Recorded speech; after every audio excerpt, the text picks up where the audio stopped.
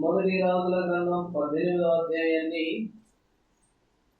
మనం అనేక దినాలుగా ధ్యానం చేస్తూ ఏలియాని గురించి మనం చూస్తూ ఉన్నాం. ఈ ఏలియాని గురించి చూస్తూ పోయిన వారంలో 42వ వచనాన్ని మనము చదువుకుంటూ వచ్చాం. ఇప్పుడు 43 నుండి ఈ దినము ఈ 18వ అధ్యాయాన్ని ముగించే వారంగా ఉంటాం. 43 నుండి మనం చదువుకుంటాము. ఒక వచనం నేను, మరొక వచనం మీరు, ఆ రీతిగా ఈ యొక్క అధ్యాయంలో ఈ వచనాలను మనం చదువుకుంటాం. తరువాత అతడు తన దాసుని పిలిచి, నీవు పోయి సముద్రం వైపు చూడమనగా వాడు మెరక ఎక్కి పారు చూచి ఏమీ కనబడలేదనగా అతడు ఇంకా 7 మార్లు పోయి చూడమని చెప్పాను. 7వ మారు అతను చూచి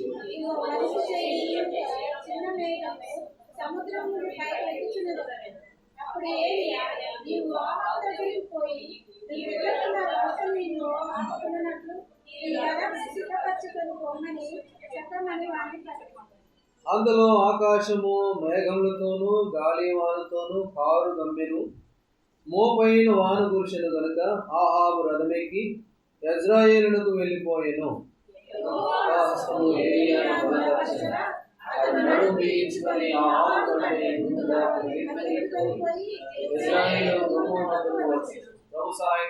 ప్రార్థన చేసుకున్నాం. ప్రేమ కలిగిన మా తండ్రి, కృప కలిగిన మా దేవ, మీకు వందనాలు. మేమందరము ఆరాధించుట్లో సహాయపడ్డారు. మా ఆరాధనలపై మీరు ఆసీనులయ్యారు. కొందరు మౌనంగాను, కొందరు పాటతో ఏకీపించి అట్లు హృదయాన్ని మీకు సమర్పించుట్లో సహాయపడినందుకై స్తుతిస్తూ ఉన్నాం. మీ బల్లని మేము సమీపిస్తూ ఉండగా మా వ్యక్తిగత జీవితములను సరి చేసుకునేందుకు వరకు చక్కటి అవకాశం మీరు ఇచ్చారు. అందుకై మీకు వందనాలు. ఈ యొక్క సమయాన్ని, అవకాశాన్ని మేమందరము సద్వినియోగపరుచుకొని మా యొక్క అవిధేయతలన్నీ మీ పాదాల దగ్గర ఒప్పుకొని విడిచిపెట్టి పవిత్రమైన చేతులెత్తి బలని సమీపించట్లో మాకు సహాయపడండి. మీ దాసుడు బలహీనుడు, ప్రభా మీరే బలపరచుము. సంఘ క్షేమం కొరకు, మా అవసరతల కొరకు అవసరమైన లేఖన భాగాలు మీరు దయచేయవలసిందిగా ప్రార్థిస్తూ యేసు ప్రభువారి నామంలో ప్రార్థన చేసి వేడుకుంటున్నాము తండ్రి, ఆమేన్.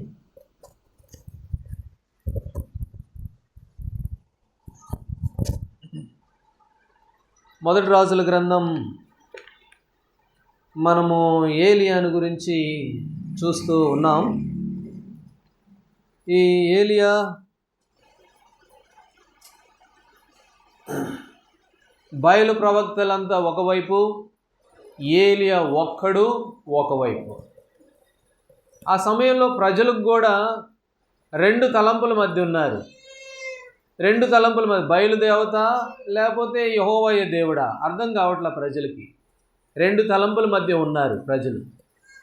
ఆ సమయంలో ఏలియా ఒక్కడే దేవుని వైపు ఉన్నాడు. బయలు ప్రవక్తలంతా కూడా వారి వైపు ఉన్నారు. ప్రజలు ఎటు తెలుసుకోవాలో అర్థం కాని పరిస్థితుల్లో ప్రజలు ఉన్నారు.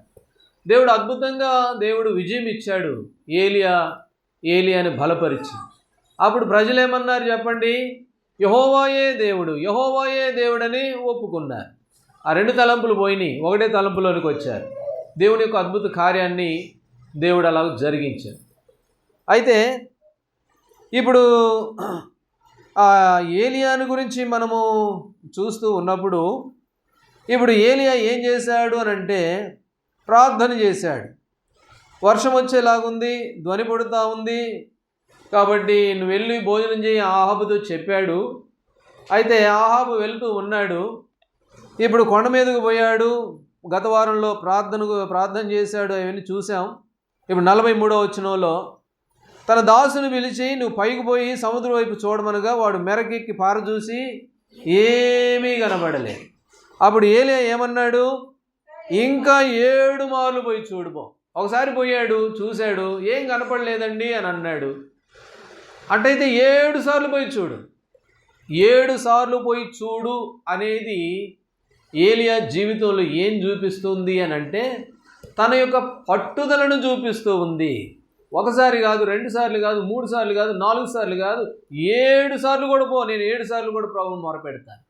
నా దేవునికి నేను ప్రార్థన చేస్తా. అది కనబడేంత వరకు నేను ప్రార్థన చేస్తా. ఆ మేఘము వచ్చేంత వరకు నేను ప్రార్థన చేస్తా. ఏం పర్వాలేదు, పోయి చూస్తూనే ఉండు నువ్వు 7 సార్లు, నేను మాత్రం వదిలిపెట్టను అన్నట్లుగా ఏలియా వైఖరి అక్కడ మనం చూస్తాం. కాబట్టి ఏలియాని గురించి మొట్టమొదటి తలంపులో అతని యొక్క పట్టుదల కనపడుతూ ఉంది. ప్రార్థనలో తనకున్నటువంటి పట్టుదల, ఆత్మీయతలో తనకున్నటువంటి ఆ పట్టుదలను మనం చూస్తాం. ఆదికాండంలో ఒక ఆయన గురించి దేవుడు అన్నాడు. ఆదికాండము 32వ అధ్యాయం. ఆదికాండం 32వ అధ్యాయంలో చూడండి, ఆ మాటను మనం గమనిస్తాము. 26వ వచనం. ఆదికాండం 32:26. ఆయన తెల్లవారుచున్నది కనుక నన్ను పోనిమ్మనగా అతడు, నీవు నన్ను ఆశీర్వదించితేనే గాని నిన్ను పోనీయను. దేవుడు అన్నాడు, తెల్లారిందయ్యాక వదిలిపెట్టు. రాత్రంతా పెనుగులాడాడు దేవునితో, ఇంక చాలులే వదిలిపెట్టు, తెల్లారిపోతుంది, పోవాలి అంటే, నీవు నన్ను ఆశీర్వదించితేనే కానీ నేను నిన్ను పోని. అది యాకోబులో ఉన్నటువంటి పట్టుదల. కాబట్టి నీవు నన్ను ఆశీర్వదించాలి, అప్పుడే నేను నిన్ను పోనిస్తాను. ఎంత పట్టుదలో! అటు ప్రభువిడలంగా మన జీవితాల్లో మరి ఏలియా యొక్క ఆత్మీయ స్థితిని గమనించినప్పుడైతేనేమి, లేక యాకోబు యొక్క ఆత్మీయ స్థాయిని గమనించినప్పుడైతేనేమి, వారిలో మనం ఏం చూస్తాము అంటే వారి యొక్క పట్టుదల, వారికి ఉన్నటువంటి ప్రభు మీద ఉన్నటువంటి ఆ పట్టుదలను మనం చూస్తాం. ఇది ప్రభు బిడ్డలంగా మన జీవితంలో మనం కలిగి ఉండవలసిన వారంగా ఉన్నాం. యాకోబుని గురించి హోషేయ గ్రంథంలో రాయబడి ఉంది. 12వ అధ్యాయం 3వ వచనం. మగ సిరి గలవాడై దేవునితో పోరాడెను అని రాయబడింది. హోషేయ గ్రంథం 12వ అధ్యాయము 3వ వచనం. దేవునితో పోరాడాడు, పెనుగులాడాడు. అది ఏమిటి అనంటే పట్టుదల. లూకాసు వార్త 18వ అధ్యాయంలో కూడా ఒక ఆమె ఏం చేసింది? మాటి మాటికి వచ్చిందంట. ఒకసారి కాదు, 2 సార్లు కాదు. 18వ అధ్యాయం 5వ వచనంలో మాటి మాటికి వచ్చి ఏం చేసింది? గోజాడుతూ వచ్చినట్లుగా చూస్తుంది. కాబట్టి ప్రభు బిడ్డలంగా దేవుని దగ్గరికి మాటి మాటికి రావడం, పట్టుదల కలిగి ప్రార్థించడం, లేక పట్టుదల కలిగి వెంబడించడం, పట్టుదలతో ఆయనను కలిగి ఉండడం. ఎఫెసీలకు రాసిన పత్రిక 6వ అధ్యాయం 18వ వచనం. ఎఫెసీ 6:18 చదవండి. విజ్ఞాపనలు చేయొచ్చు, ఆ విషయమై సమస్త పరిశుద్ధుల నిమిత్తమై పూర్ణమైన పట్టుదలతో విజ్ఞాపన చేయొచ్చు. కాబట్టి పూర్ణమైన పట్టుదల, కాబట్టి పూర్ణమైన పట్టుదలతో ప్రార్థన చేసే వారంగా మనం ఉండాలి. ఇక్కడ ఒక మాట చదువుతాం రండి. హబక్కూకు గ్రంథం 2వ అధ్యాయం. హబక్కూకు గ్రంథం 2వ అధ్యాయంలో ఓ చక్కటి మాట ఉంది. 2వ అధ్యాయము 771వ పేజీ 3వ వచనం. 2:3. ఆ దర్శన విషయము నిర్ణయ కాలమున జరుగును, సమాప్తమగుటకై ఆతురపడుచున్నది, అది తప్పక నెరవేరును. అది ఆలస్యముగా వచ్చినను దాని కొరకు కనిపెట్టుము, అది తప్పగా జరుగును, జాగు చేయగా. కాబట్టి అది తప్పగా జరుగును, తప్పగా నెరవేరును, తప్పగా జరుగును. అయితే ఏం చేయాలంట? కనిపెట్టుకుని ఉండుడి. పూర్ణమైన పట్టుదలతో, పూర్ణమైనటువంటి పట్టుదలతో. ఏలియా 7 మార్లు చూడుపో పోయాడు. దాసుడు కనపడ్డదా ఏమన్నంటే ఏం కనపడలేదండి అని. అలాగే మళ్ళీ 2సారి వచ్చాడు, కనపడదా? ఏం కనపడలేదండి. అయితే వదిలిపెట్టలేదు ఏలియా. పూర్ణమైన పట్టుదల కలిగి తన విషయంలో పొందుకోవాల్సిన దాని విషయమై భారం కలిగి ప్రార్థించేటువంటి వ్యక్తి ఈ యొక్క ఏలియా. అలాగే యాకోబు కూడా దేవుని ఆశీర్వదిస్తే కానీ నేను పోనీనని గట్టి పట్టుదల కలిగిన వ్యక్తిగా మనం చూస్తాం. హబక్కూకు గ్రంథాలు అన్నాడు, అది జరుగును, తప్పగా జరుగును. అయితే ఇప్పుడు ఏం కావాలి మనకి? హెబ్రీయులకు రాసిన పత్రిక, హెబ్రీయులకు రాసిన పత్రిక 10వ అధ్యాయము. ఇప్పుడు మనకేం కావాలి? హెబ్రీయులకు రాసిన పత్రిక 10వ అధ్యాయము చదవండి. 36వ వచనం.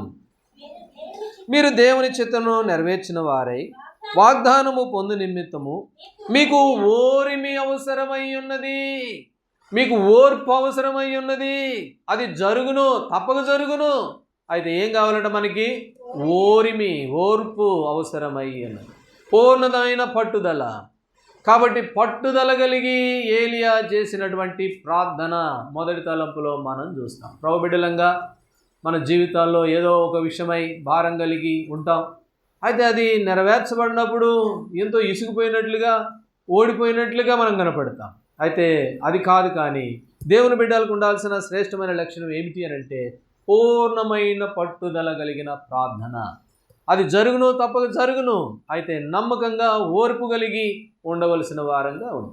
ఇక్కడ ఏలియా జీవితంలో అది మొట్టమొదటి తలంపులో మనం చూస్తాం. ఇప్పుడు రెండవ విషయానికి వెళితే యాకోబు రాసిన పత్రిక 5వ అధ్యాయం.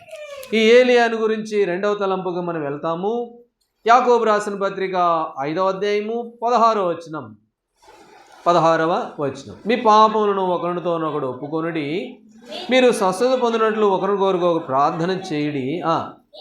నీతిమంతుని విజ్ఞాపన మనపూర్వకమైనదై బహుబలము గలదై ఉండును. 17లో ఏలియా మనలాంటి స్వభావం గల మనుష్యుడే.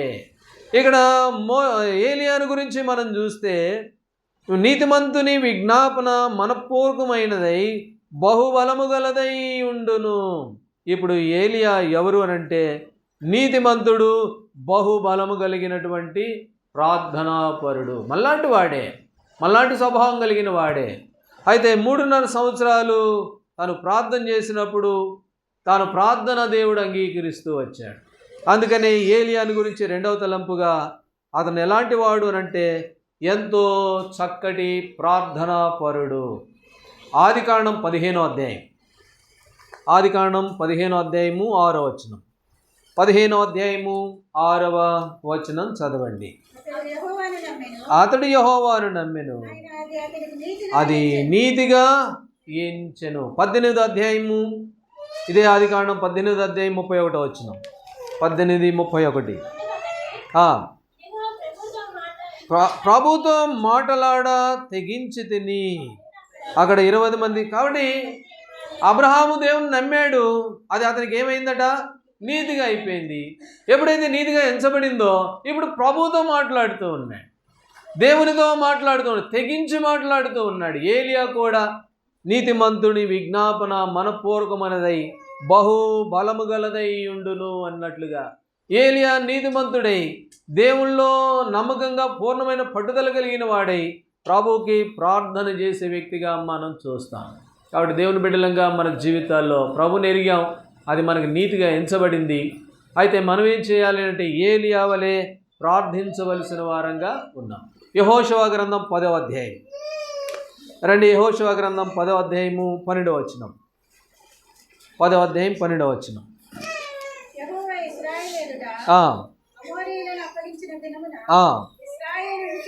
నిలుచుండగా యెహోషువ యెహోవాకు ప్రార్థన చేసెను, సూర్యుడా నీవు గిబియోనులో నిలువుము, చంద్రుడా నీవు అయ్యాలోను లోయలో నిలువుము. జనులు తమ శత్రువులను పగదీర్చుకునే వరకు సూర్యుడు నిలిచెను, చంద్రుడు ఆగెను అనుమాట రాయబడి ఉన్నది కదా. ఇప్పుడు చదవండి. సూర్యుడు ఆకాశము మధ్యన నిలిచి ఇంచుమించు ఒకనాడెల్లా అస్తమింప త్వరపడలేదు.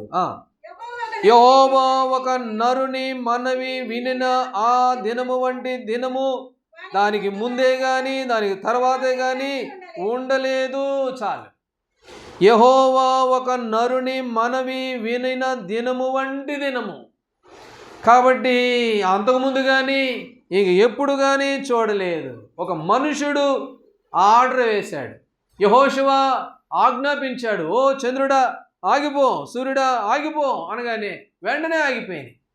ఇప్పుడు ఏమని రాయబడింది అంటే ఒక మనుషుని మనవి, ఒక మనుషుడు చెప్పిన మాట విన్నటువంటి దినము ఇంకెప్పుడు చూడండి. కాబట్టి నీతిమంతుని ప్రార్థన ఎలాంటిదట? బహుబలం కలిగినది. కాబట్టి ప్రభు ద్వారా నీతిమంతులుగా చేయబడ్డాం. ఇప్పుడు మన ప్రార్థన ఎంతో బలం కలిగింది. ప్రభువుని ఏలియా అలాంటి ప్రార్థన భారం కలిగిన వాడు, బలవంతుడు. కాబట్టి 3.5 సంవత్సరాల వర్షం రావద్దంటే ఆగిపోయింది, మరలా వర్షం రమ్మంటే వచ్చింది. అంటే అతను నీతిమంతుడు. కాబట్టి ఆ అబ్రహాము కూడా దేవుని నమ్మాడు, అతని నీతిగా ఎంచబడింది. ఆ తర్వాత దేవునిది ఏం చేస్తున్నాడు? నేను మాటలాడ తెగించుచున్నాను, పోరాటంగా మాట్లాడుతూ ఉన్నాడు. 30 మంది ఉంటే, 20 మంది ఉంటే, 10 మంది ఉంటే ఎంత ఇసుకు పుట్టేలాగా మాట్లాడుతూ వచ్చాడు. కాబట్టి నీతిమంతుల ప్రార్థన బహుబలం కలిగినది. కాబట్టి ప్రభుబిడ్డలంగా దేవుని ద్వారా నీతిమంతులుగా చేయబడ్డాం కదా. అయితే మన ప్రార్థన ఎలాంటిదిగా ఉంది? మనం ఎంత శక్తివంతమైన ప్రార్థన చేస్తూ ఉన్నాం. ఇక్కడ మనం చూసాము యెహోషువ గ్రంథంలో 14వ వచనంలో ఒక నరుని మనవి వినినటువంటి దినము, ఒక మనుషుడి మనవి దేవుడు విన్నాడంట. అది కూడా బతిలాడుకున్నట్లుగా కాదు, ఆర్డర్ వేస్తూ ఉన్నాడు యెహోషువ. చంద్రుడు ఆగిపో అనగా ఆగి. కాబట్టి మన ప్రభు అయితే మన ప్రార్థనలు ఎలాంటివిగా ఉన్నాయి? అది జరుగుద్ది, తప్పక జరుగుద్ది. మనకేం అవసరమట? ఓర్పు అవసరం.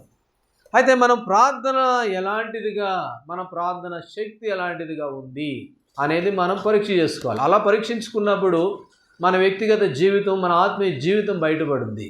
మనం ఎలాంటి వారంగా దేవుని ఎదుట కనబడుతున్నామో అర్థమవుద్ది. 2వ రాజుల గ్రంథం 19వ అధ్యాయం. 2వ రాజుల గ్రంథం 19వ అధ్యాయము చదవండి. 35వ వచనం. 35. ఆ రాత్రియే యెహోవా దూత బయలుదేరి చొచ్చి 185,000 మందిని హతము చేసెను. ఉదయమున జనులు లేచి చూడగా వారందరూ. కాబట్టి ఒక రాత్రి నుంచి తెల్లారి కల్లా 12 గంటల సమయం 185,000 మందిని వెళ్ళి ప్రార్థన చేశాడు. అయ్యా నా వల్ల కాదు, నేనేం చేయాలా? అయితే ఆ రాత్రే దేవుని దూత ప్రత్యక్షమై ఒక్క తెల్లారి 12 గంటల సమయంలోనే, 12 గంటల సమయం పట్టింది. అంటే ఉదయం నుంచి రాత్రి నుంచి ఉదయానికి 12 గంటలు, రోజుకి 24 గంటలు కదా, పగలైపోయింది 12 గంటల సమయం. ఆ టైంలో 185,000. కాబట్టి ప్రార్థన శక్తివంతమైంది, బలమైనది. అయితే మన ప్రార్థనలు ఎలాగున్నాయి? మన విషయంలో, మన సంఘం విషయంలో, మన వ్యక్తిగత జీవిత విషయంలో, మన మందిరం విషయంలో, ఆత్మీయత విషయంలో మన ప్రార్థన ఎలాంటిదిగా? కాబట్టి పూర్ణమైన పట్టుదల కలిగిన ప్రార్థన, బలమైనటువంటి ప్రార్థన. బలమైన ప్రార్థన లేదు అని అంటే మన జీవితాల్లో లేదు, నీతిమంతులంగా ఇంకా కనబడట్లేదు. ఇంకా కొన్ని బలహీనతలు ఉన్నాయనే జ్ఞాపకం చేసుకోవాలి. అవి ఏమన్నా ఉంటే ప్రభు దగ్గర క్షమాపణ పొందుటకు ఇదే మంచి సమయం, ఇదే మంచి అనుకూలమైన సమయం. రండి ఇంకొక మాట చదువుతాం. కీర్తనల గ్రంథం 34వ అధ్యాయం. కీర్తనల గ్రంథం 34వ అధ్యాయము 6వ వచనం. 34:6. ఈ దీనుడు మొరపెట్టగా యెహోవా ఆలకించెను. ఈ దీనుడు మొరపెట్టగా యెహోవా ఆలకించెను. అన్నిటిలో నుండి అతన్ని. కాబట్టి మనం మొరపెడితే ఆయన ఆలకించే దేవుడు, మన శ్రమలన్నిటిలోంచి తప్పించే దేవుడు. కాబట్టి వ్యక్తిగతంగా వ్యక్తిగత విషయాల్లో కావచ్చు, లేక ఆత్మీయమైనటువంటి విషయాల్లో కావచ్చు, అన్ని విషయాల్లో నుంచి మన ప్రభు ఏం చేస్తాడు? మనల్ని తప్పించు దేవుడు. మత్తయి సువార్త 17వ అధ్యాయం. మత్తయి సువార్త 17వ అధ్యాయము 21వ వచనం. 21 లేక 20 నుండి చదవండి. అందుకు ఆయన, మీ అల్ప విశ్వాసము చేతనే మీకు ఆవగించంత విశ్వాసం ఉన్న ఎడల ఈ కొండను చూసి ఇక్కడ నుండి అక్కడికి పొమ్మనగానే. చదవండి. మీకు అసాధ్యమైనది ఏదియూ ఉండదని. మీకు అసాధ్యమైనది ఏది కూడా ఉండదు. ఏలియా అట్టి విశ్వాసం కలిగిన వాడై బహుబలమైన నీతిమంతుడిగా తీర్చబడి, బహుబలమైన ప్రార్థనా వీరుడిగా, పూర్ణమైన పట్టుదల కలిగిన వ్యక్తిగా ఏలియా ఆత్మీయ జీవితాన్ని మనం చూస్తాం. అయితే మనం కూడా పరీక్ష చేసుకోవాలి. మనం ఎలాంటి వారంగా ఉన్నాం, మన యొక్క ఆత్మీయ స్థితి ఎలా ఉంది, మన యొక్క ప్రార్థన ఎలాగా ఉంది, అది మనం ప్రభు దగ్గర మనం జ్ఞాపకం చేసుకోవాల్సిన వారంగా ఉన్నాం. ప్రభు బిడ్డలకి అసాధ్యమైనది ఏది కూడా ఉండదు అనేది మత్తయి సువార్తలో మనం చూస్తాం. సరే, ఇప్పుడు మరొక విషయానికి వెళ్దాం. ఇదే యాకోబు రాసిన పత్రిక 5వ అధ్యాయము 17వ వచనం. యాకోబు రాసిన పత్రిక 5:17. ఏలియా మన వంటి స్వభావం గల మనుషుడే. వర్షింపకుండానట్లు అతడు ఆసక్తితో ప్రార్థన చేయగా 3.5 సంవత్సరముల వరకు భూమి మీద వర్షింపలేదు. ఏలియా మనలాంటి స్వభావం గల మనుషుడే. అయితే ఏం చేస్తున్నాడు? అతడు ఆసక్తితో ప్రార్థన చేయగా కాబట్టి ఏలియా కూడా మనలాంటి వాడే. గత వారంలో చాలా కోపం వచ్చేసింది, నాకు విపరీతమైన కోపం వచ్చేసింది. ఉన్న పరిస్థితులను బట్టి చూస్తే ఎక్కడ లేని కోపం. గతంలో లోకస్తులం కదండి, ఆ లోకంలో ఉన్నప్పుడు వచ్చేదిగా బీపీ, అట్లాంటి బీపీ. అయితే అది వచ్చినప్పుడల్లా దేవుడు ఈ వాక్యాన్ని జ్ఞాపకం చేసేవాడు. ఏలియా మనలాంటి స్వభావం గలవాడే అనగానే వెంటనే ఎక్కడో ఆ కోపం అంతా ఎక్కడ పోయేదో ఏమో ఆగిపోయేది. కాబట్టి ఏలియా మనలాంటి స్వభావం గలవాడేనే, కానీ అతడు ఆసక్తితో ప్రార్థన చేయగా ఏలియాలో ఏం కనబడుతుంది? మూడవదిగా అంటే ఆసక్తి కనబడుతూ ఉంది. తన జీవితంలో ఆసక్తిని మనము మన ఆత్మీయ జీవితానికి పోల్చుకోవాల్సిన వారంగా ఈ మధ్యాహ్న సమయంలో మనం ఉన్నాం. 2 కొరింథీయులకు రాసిన పత్రిక 9వ అధ్యాయం. కొరింథీయులకు రాసిన 2వ పత్రిక 9వ అధ్యాయం. కొరింథీయులకు రాసిన 2వ పత్రిక 9వ అధ్యాయం 2వ వచనం చదవండి. 2వ వచనం. మీ మనసు సిద్ధమై ఉన్నదని నేను ఎరుగుదును, అందువలన సంవత్సరం నుండి అకయ సిద్ధపడి ఉన్నదని చెప్పి నేను మిమ్మల్ని గురించి మాసిదోనియ వారి ఎదుట అతిశయపడుచున్నాను. మీ ఆసక్తిని చూచి అనేకులు ఏం చేయబడుతున్నారు? ప్రేరేపించబడుతూ ఉన్నారు. ఇప్పుడు ఆ ఏలియా జీవితంలో మూడవదిగా ఏం చూస్తాము అని అంటే ఆసక్తిని చూస్తాము. ఒకటి, తను పట్టుదల కలిగిన ప్రార్థనా వీరుడు. రెండవది, తను ఎలాంటి వాడు అని అంటే బహుబలమైన ప్రార్థనా వీరుడు. మూడవదిగా ఆసక్తి కలిగిన మనుష్యుడు. ఇక్కడ మాసిదోనియా అకయ వారి గురించి చెప్తూ ఉన్నాడు. వారు మీ ఆసక్తిని చూసి ఏం చేయబడుతున్నారట? వారు ప్రేరేపించబడుతూ ఉన్నారు. ఈనాడు మూడవదిగా ప్రభుబిడ్డలంగా మన జీవితాల్లో మన ఆసక్తిని చూసి అనేకులు ఏం చేయబడాలా? ప్రేరేపించబడాలి. మన ఆసక్తి ఎలాంటిదిగా కనబడుతుంది దేవుని మందిరంలో? మన ఆత్మీయ జీవితంలో మన ఆసక్తి ఎట్లుంది? 2వ తిమోతిలకు రాసిన పత్రిక, తిమోతిలకు రాసిన 2వ పత్రిక 4వ అధ్యాయం 11వ వచనం. 4:11. లూకా మాత్రమే నా యొద్ద ఉన్నాడు, మార్కును వెంట పెట్టుకుని రమ్ము, అతడు పరిచారము నిమిత్తము నాకు ప్రయోజనకరమైన వాడు. ఇప్పుడు పౌలపోసిన అన్నాడు, ఓ ఆ సహోదరుడు ఉన్నాడు చూడండి, అతడు నాకు చాలా ప్రయోజనకరమైన వాడు, అతడు పరిచర్యకి ఎంతో ఉపయోగకరమైన వాడు. కాబట్టి ఎందుకనంటే అతడు ఆసక్తికరుడు, ఆసక్తి కలిగినటువంటి మనుషుడు. అందుకనే వారు ఏం చేస్తూ ఉన్నారంటే ఏలియా జీవితంలో ఎంతో ఆసక్తి కలిగిన వాడు. కొంతమంది గురించి చెప్పొచ్చు ఈ మాట, తప్పులేదు, పేర్లు అక్కర్లేదులే. కానీ దేవుని విషయంలో, దేవుని మందిరం విషయంలో వారు ఆసక్తి కలిగిన వారై వారి సొంత జీవనోపాధిని కూడా కొంత సమయం వెచ్చించిన వారుగా మన మందిరాల్లో కూడా లేకపోలేదు. కాబట్టి ఈనాడు మన ఆసక్తి ఎట్లుంది? ఫిలిప్పీ 2:21 ఏముంది? ఫిలిప్పీ 2:21 అందరూ తమ సొంత కార్యాలను చూస్తూ ఉన్నారు, కానీ యేసుక్రీస్తు కార్యాన్ని చూడట్ల. కాబట్టి మన ఆసక్తి విషయంలో మనం ఎలాంటి వారంగా కనబడుతూ ఉన్నాం? 122వ అధ్యాయము 6వ వచనం. యెరూషలేమా, నిన్ను ప్రేమించువారు వర్ధిల్లుదురు. కాబట్టి మార్క్ ఎట్లాంటి వాడు అని అంటే ఎంతో ఆసక్తి కలిగిన వాడు. అందుకని అతను పరిచర్య నిమిత్తం నాకు ఉపయోగకరమైన వాడు, అతను తీసుకొని రండి. ఈనాడు మనం ఎలాంటి వారంగా ఉన్నాం? దేవుని మందిరంలో, దేవుని పని పట్ల, దేవుని విషయంలో మన ఆసక్తి ఎలాంటిదిగా ఉంది? సొంత కార్యాలు చూసుకుంటున్నామా, లేక దైవికమైన కార్యాల్లో ఎలాంటి పాలుభాగస్తులంగా మనం ఉన్నాము అని. ఏలియా జీవితంలో మూడవదిగా అతను ఆసక్తి కలిగి ప్రార్థన చేసే వ్యక్తిగా ఈ భాగంలో మనం చూస్తాం. కొరింథీయులకు రాసిన మొదటి పత్రిక 16వ అధ్యాయం. కొరింథీయులకు రాసిన మొదటి పత్రిక 16వ అధ్యాయము 15వ వచనం చదవండి.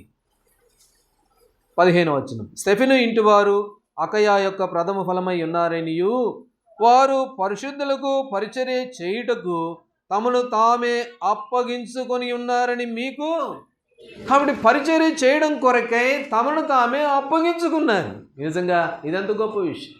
దేవుని పని కొరకై తమను తామే అప్పగించుకున్నవారు, దేవుని పని కొరకై వారు సమర్పణ కలిగిన వారు. మొన్న ఈ మధ్య ఒక అక్క అన్నది ఇంకేం లేదులే, ఇంకంతా ఇక్కడే అయిపోయిందిలేనంటే నేను అన్నాను, 40 సంవత్సరాలు మీకోసం చేసుకున్నారు కదా, ఏం ప్రభు కొరకు ఒక వారం ఉండలేరా, ఒక వారం చేసుకోలేరా? ఇక్కడ మనం చూస్తే తమను తామే ప్రభు కొరకు ఏం చేశారంట? అప్పగించుకున్నారు. ప్రభు కొరకై అలాగుంది వారి ఆసక్తి. కాబట్టి దేవుని మందిరంలో మన ఆసక్తి ఎట్లుంది? మన ఆసక్తి ఎట్లుందంటే పారిపోయేదిగా కనపడుతుంది. దేవుని మందిరం నుంచి వెళ్ళిపోయేదిగా ఉంది మన ఆసక్తి. దేవుని మందిరం అంటే శ్రద్ధ లేనిదిగా కనపడుతుంది మన ఆసక్తి. అది ప్రభు దగ్గర క్షమాపణ అందరూ కూడా సొంత కార్యాలే చూసుకుంటూ సొంత విషయాలే ఆసక్తి కలిగి దేవుని విషయంలో దూరంగా వెళ్ళిపోతున్నావేమో, అది మన ఆసక్తి ఏమో. అది ప్రభు దగ్గర క్షమాపణ పొందవలసిన వారంగా. ఏలియా మనలాంటి స్వభావం గల మనుష్యుడే. ఒక నరుని మనవి వినిన దినము వంటి దినము ఎప్పుడూ చూడలేదు. ఎందుకనంటే ఆ నీతిమంతుడు, ప్రభు కొరకై ఆసక్తి కలిగిన వాడు, దేవుని కొరకై నిలబడిన వాడు, పూర్ణమైన పట్టుదల కలిగిన వాడు, తన సొంత కార్యాల కంటే ప్రభు కార్యానికి విలువిచ్చిన వాడు. అందుకనే దేవుడు అద్భుతాలు వారి ద్వారా జరిగించినట్లుగా మనం చూస్తాం. ఇప్పుడు రండి, రాజుల మొదటి గ్రంథం 18వ అధ్యాయం. మొదటి రాజుల గ్రంథం 18వ అధ్యాయము 46వ వచనం. 7వ మారు 46వ వచనం. యెహోవా హస్తము ఏలియాను బలపరచగా అతడు నడుము బిగించుకొని ఆహాబు కంటే ముందుగా పరిగెత్తుకొని పోయి యెజ్రెయేలు గుమ్మనొద్దకు వచ్చాను. కాబట్టి ఇప్పుడు ఏలియా ప్రార్థన చేశాడు. వర్షం రాబోతూ ఉంది. ఇప్పుడు ఆహాబు ఏమో రథం ఎక్కి వెళ్తూ ఉన్నాడు. ఇప్పుడు యెహోవా హస్తము ఏలియాను బలపరచగా అతను ఏం కట్టుకున్నాడట? నడుము బిగించుకొని అనేది 4వదిగా చూస్తాం. ఆ ఏలియా జీవితంలో 4వదిగా ఏం కనపడుతుందంటే నడుము బిగించుకున్నటువంటి మనుష్యుడు, నడుము కట్టుకున్నటువంటి మనుష్యుడు. ఇప్పుడు గుర్రం మీద, రథం మీద ఒక ఆయన వెళ్తున్నాడు, ఇంకొక ఆయన ఏమో 2 కాళ్ళతో నడుచుకుంటూ వెళ్తూ ఉన్నాడు. ఇప్పుడు ఎవరు వేగంగా వెళ్తారు? వేగంగా? గుర్రమే కదా స్పీడ్కి వెళ్ళేది. అయితే ఆహాబు కంటే మరి ఎక్కువ ముందుగా పరిగెత్తుతూ వచ్చాడు. ఏం కారణం అంటే తన నడుము కట్టుకున్నాడు, అది సంగతి. నడుము బిగించుకున్నాడు కాబట్టి గుర్రం కంటే వేగంగా పరిగెత్తుతూ ఉన్నాడు. దేవుడు తనను బలపరిచాడు. యెషయా గ్రంథం 40వ అధ్యాయం. యెషయా గ్రంథం 40వ అధ్యాయం 31వ వచనం. యెహోవా కొరకు చదవండి. 40వ అధ్యాయము. యెహోవా కొరకు ఎదురు చూచువారు నూతన బలము పొందుదురు. దేవుని కొరకు ఎదురు చూసేవారు ఏం చేస్తారట? నూతన బలం పొందుతారు. గుణవతైన భార్యని గురించి ఒక మాట రాయబడింది సామెతలు 31:17లో.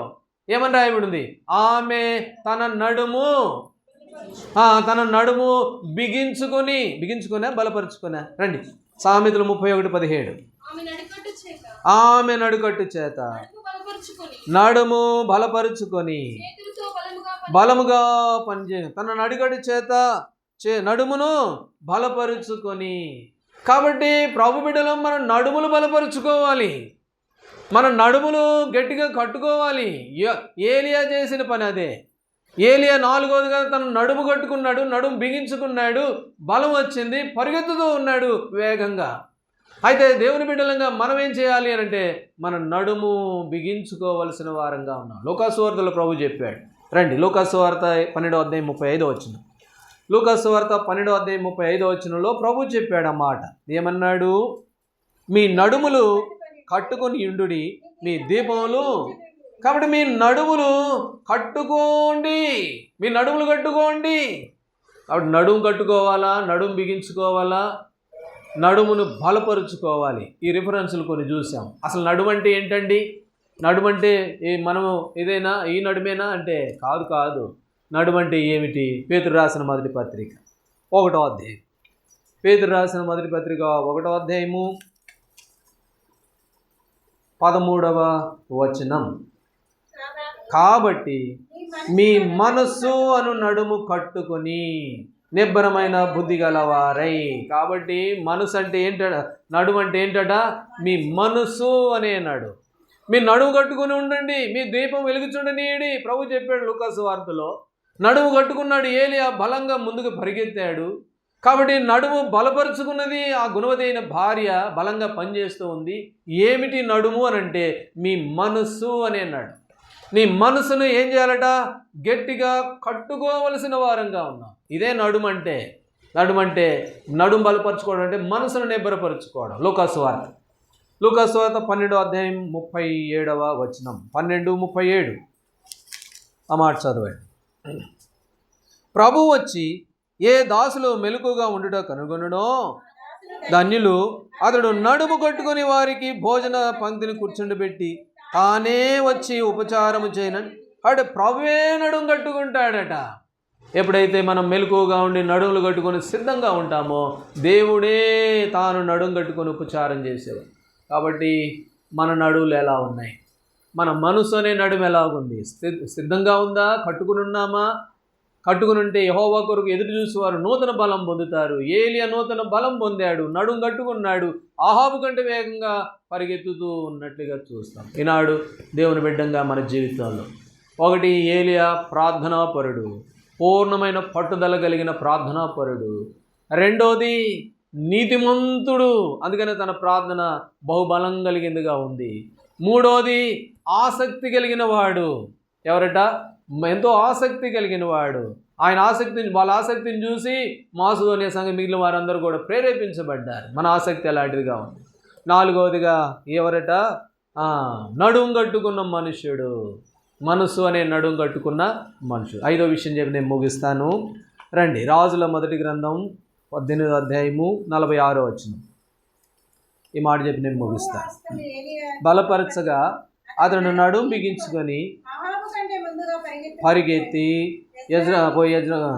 కాబట్టి ఆహాబు కంటే ముందుగా పరుగెత్తుకొని పోయి. ఇప్పుడు ఏలియా ఎలాంటి వాడుగా ఉన్నాడంటే పరిగెత్తేటువంటి మనుష్యుడు. కాబట్టి నడుము కట్టుకున్న మనుషుడు, పరిగెత్తేటువంటి మనుషుడు. ఈ పరిగెత్తడం అనేది ఆహాబులో ఏం కనపడుతుంది అని అంటే చురుకుదనం కనపడుతూ ఉంది. సోమరిపోతుడు కాదు, నిదానస్తుడు కాడు. ఎలాంటి వాడు, చురుకైన వాడు.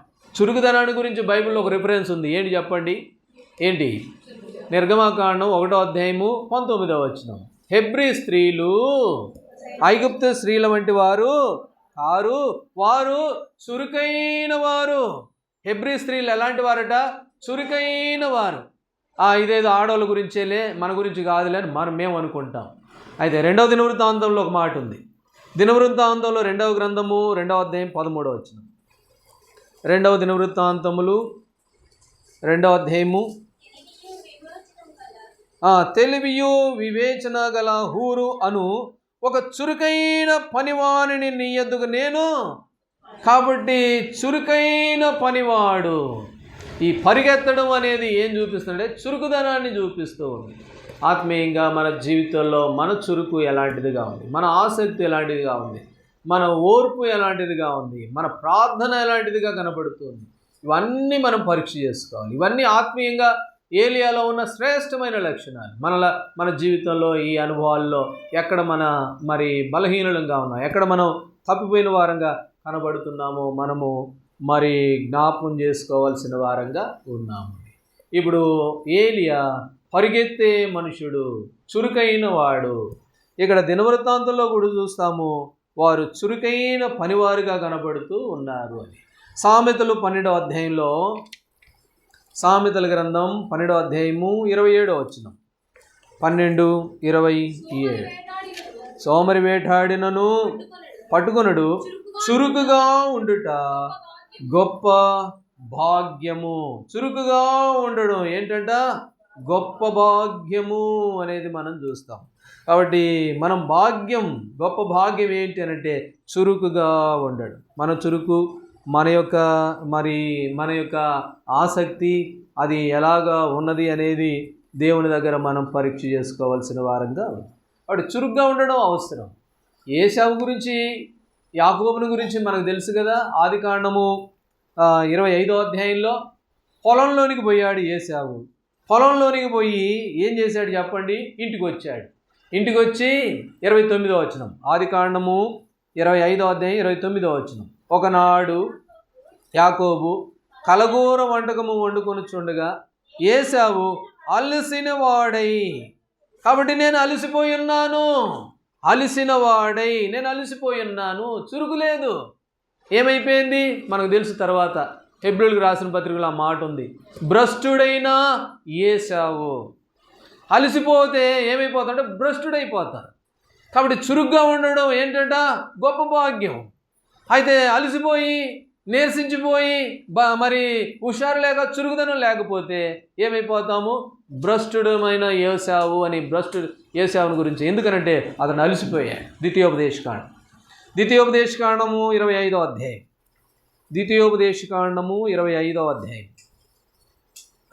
25వ అధ్యాయం 18వ వచనం చదవండి.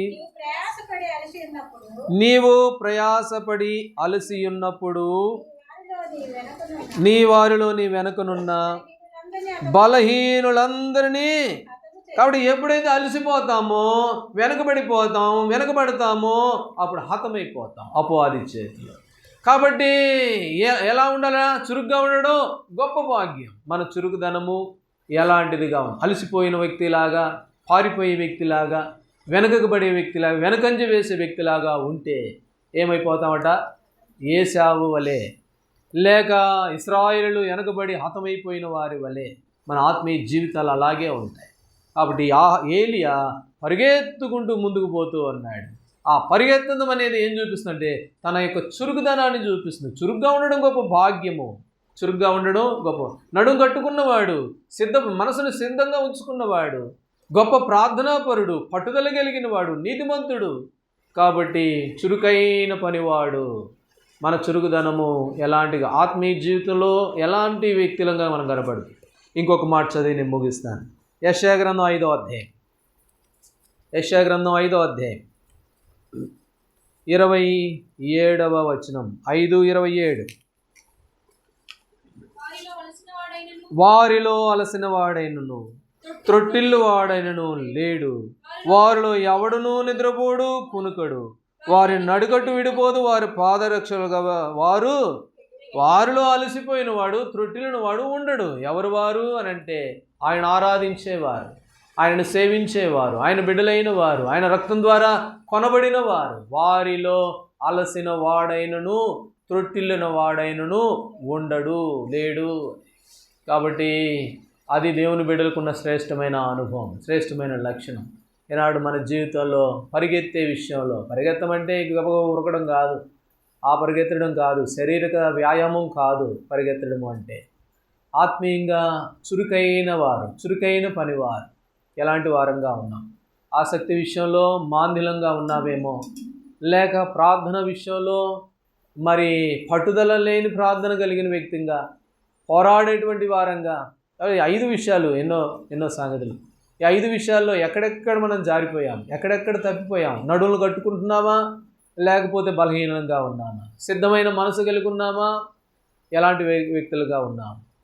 ప్రభు విషయంలో, దేవుని మందిరం విషయంలో, ఆత్మీయంగా మన వ్యక్తిగత జీవితాల్లో ఎలాంటి వ్యక్తులం మనం?